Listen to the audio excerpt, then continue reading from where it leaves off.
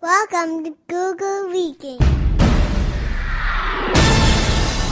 Welcome, my name is Bjorn Berendt, and this is the Google Weekly Podcast, which is part of the AskBJ.net network of EdTech services. Never stop learning. This is episode 12, Search Plus or Search Minus, recorded January 13th, 2012. Welcome, everybody. Before I get into what's new in Google, I want to kind of do a little pre-show and talk about what is coming up. Through my other website, AskBJ.net, I am offering a webinar that will be January 19th at 3:30. The webinar is going to be talking about concept map software that is available to use in the classroom. Cost for that webinar is $20, and you can go sign up at www.askbj.net. The other thing that I have coming up, I have a VTEd Hangout scheduled for February 6th at 3:15 Eastern Standard Time in the U.S. So if you are from Vermont, please come be part of the show.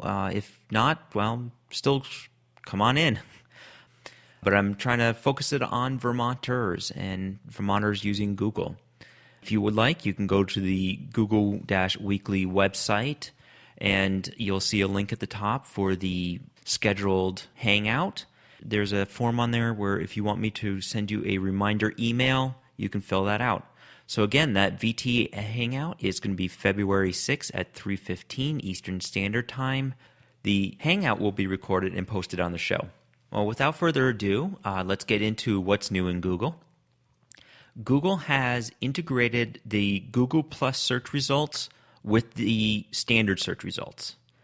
There's been a lot of controversy around Google doing this, and I actually think it's rightfully so. So the way they have it set up right now is that if you're signed into a Gmail account that has Google Plus enabled, and you do a search for, let's say, basketball, you'll get all the results that you would normally get, but in front of that, you'll get all the Google Plus postings also. So if a celebrity or such has posted something about basketball, you'll get it. If somebody's in your circle and they have posted about basketball, you will see that first.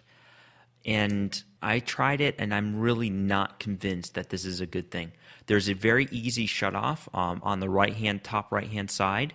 There is a little toggle switch that you can switch it from searching it with plus results and searching it with the world results. And you can go through, and there's a lot of good information out there. So you can shut it off. It brings in some other cool things. When you think about it, it actually seems like a good idea. So if you're searching for something, why not search to your friends? Why not search the Google Plus world? There's a lot of information out there. The way I use Google Plus, I use it as a personal learning network. And if that's the case, it really does bring in a lot. But the problem that I have with it is it's a social network. It's not a blog, it's a social network. And the way people post to social networks is often incomplete thoughts or just kind of ideas and quick information and random information versus someone who is posting to a blog which they know is going to be public, and they really put a lot of thought into it, and they put a lot of work into actually making it public information. So I'm not quite sure I'm sold on this. I see where Google is going with this. I really wish they didn't make it the default search now. So if you're logged in, it's going to be your default search. I like the integration. It benefits my show greatly because I post all my show information out on Google+, and I use Hangouts, and I really use Google a lot. So this bumps my search results up very well. That doesn't necessarily mean I think it's the best approach for the general searching things. I wish they made it as a toggle where they can turn it on and off as opposed to the default. Twitter and Facebook have, there's been a couple articles about Twitter and Facebook where they're really up in a roar about this, saying, hey, this is really unfair for us. Our search results don't get cataloged.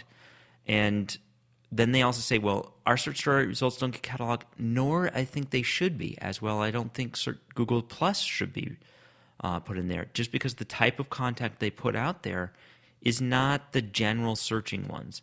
And they're basically saying it's going to reduce the quality of Google's search. So I'm following through on this one. I think Google kind of made a mistake in making it the default. I think it is a good thing, but I wish it wasn't the default. I wish it was like another one of the things on the side where you can do additional searches. Right now, if I do a search for some logo or something like that and I realize I want it to be images, I click on images. I wish it was one of those things on the left-hand side where if I do my search and I say, well, search my personal learning network. And by personal learning network, I want it to search Twitter, Facebook, and Google+. So really open it up to any other of those social networks rather than it being fully integrated into my standard search. And I have to worry because even in the Google+ community, there's a post that's being shared saying, hey, I'm switching to Bing. And that was actually shared by one of my favorite bloggers who is a Google certified teacher. So I'm a little worried about this search, and I'm hoping they're going to recant and at least not make it the default. And I think that's going to be what's new in Google, is talking about that search. I'm going to try and keep that a little bit shorter. There's a lot of buzz around that, and there's a couple other things that are new that I'm going to bring out next week that I just kind of wanted to separate out from this search controversy that is coming out. So what's current in Google? I thought I'd keep along with the theme of searching, but make it a little bit more positive. It's something called Google Scholar. And if you go to scholar.google.com, it brings up a search. It looks very similar to the regular search that you have. But what this does is it only searches periodicals and journals. So this brings up some really, really relevant information for students. Some of the information out there you have to actually pay for, because a lot of these journal articles and a lot of these newspapers will only put like a little preview of what the article is, and then you have to buy the actual journal itself or subscribe to the journal to get in. But it still splits it off between what is full articles, what is summary of articles, and it reminds me of the old journal searches where I was in college and they wanted you to go through, and they didn't want you to do the standard Google search. They actually wanted you to search actual publicated articles, and that's what the Google Scholar does. I also believe when it goes through, it actually will even cite the information correctly. So it does have a quick way to cite the information and get the information. Great for schools. So moving on to the show, let's play with the little app exploration. I guess in the theme of my concept map webinar that I'm going to be doing on the 19th, I picked out one of the ones that I had out there. It's called MinDomo, which is a concept map that you can add through the Google App Marketplace, or your Google Apps administrator can add.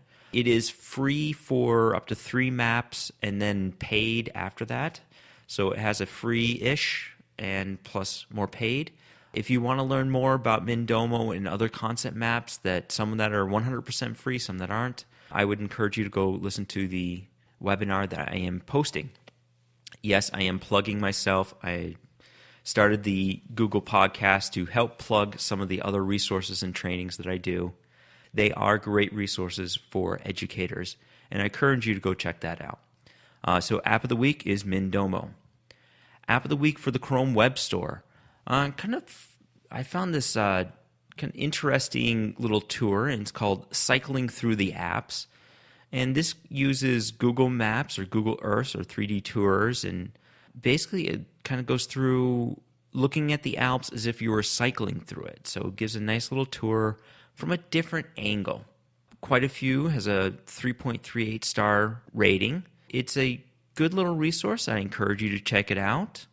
They have a nice little YouTube video, and it brings in different features of Google Earth that they've been using, including like the map. The tracking where you can actually see where you're kind of going. It has the nice 3D view. Actually, this is kind of cool. I'm watching the video as I'm talking, and I got to stop this before I get too distracted. Full street tour views. So I encourage you to check that out. It looks like a different way of looking at geography. And normally they had the flyover, and you might kind of go from one place to another. But what's it like if you're just going to cycle through it? It's going to be a little bit slower. The view is going to be much different. So I encourage checking that out. It is Cycling Through the Apps. And I'm actually going to add a new app exploration this week, and that's going to be the Android App of the Week. And I have to give a shout out to one of my new listeners who contacted me through Google+. I'm not going to throw his name out there just because, unless he wants me to. And if that's the case, he's welcome to comment on the show in Google+. But he's a new listener, and he says, I listen to you, and I use BeyondPod, which is an Android app that he uses to listen to his podcast. It's an RSS reader, so you can subscribe to multiple podcasts using it, but it's just specifically for podcasts. So it allows you to play podcasts through it. It allows you to download them and play them for later. BeyondPod does synchronize if you want it to, so it can pull podcasts that you have already in Google Reader. So if you have used Google Reader, it can pull those in. And I've actually been looking for a little app like this because there are several podcasts that I listen to and that I wanted to download, and my normal RSS reader doesn't actually work. Luckily, the other podcast that I listen to quite a bit, which is the Elemento Pi, that I have the link on my website. They also have the mobile app. They kind of saw my mobile app and put theirs out there too, which is okay with me considering I saw their podcast and kind of mimic their podcast on my show.